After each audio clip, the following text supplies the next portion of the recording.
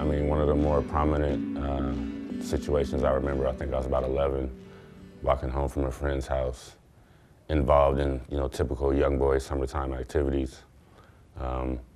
Police pulled up, kind of jumped the curb, almost hit me, and they both stepped out rather aggressively, pulling shotguns and pulling guns on me, telling me that I fit the description of someone who just robbed a house.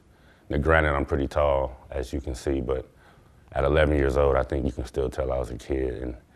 And as things unfolded, I just realized that these guys were just basically power tripping.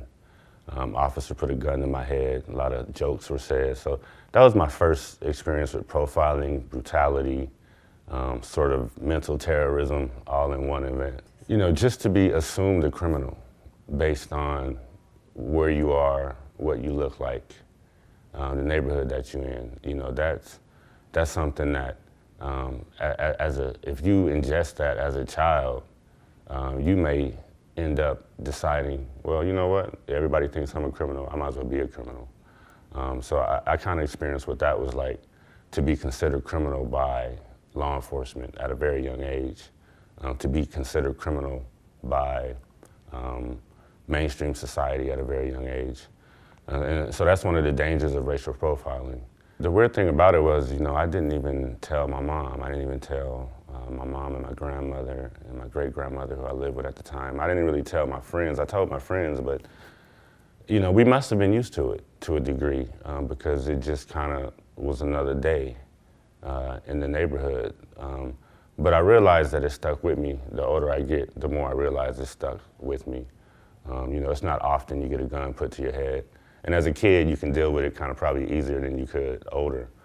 But a couple of occasions, things have happened in my adult life that caused me to remember that situation. And when my son turned 11, I really remembered that situation. And right around that time, I graduated from law school and got the opportunity to get involved in police accountability work.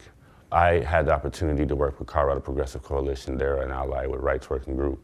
And I pushed back against racial profiling. I passed a law in the state of Colorado along with allies and community members that basically tells law enforcement in Colorado that you must respect the Fourth Amendment.